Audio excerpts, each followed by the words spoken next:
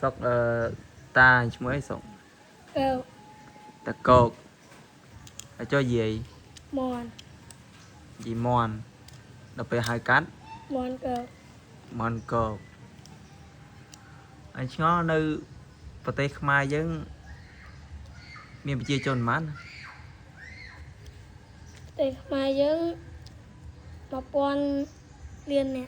1000 លានអ្នកស្រីប្រហែលប៉ុន្មានអ្នក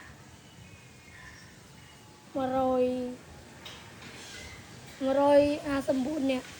154អ្នកនៅក្នុងប្រទេសខ្មែរ Tây mai ហើយចុះប្រុស Rau 152 liền nè 152លានអ្នក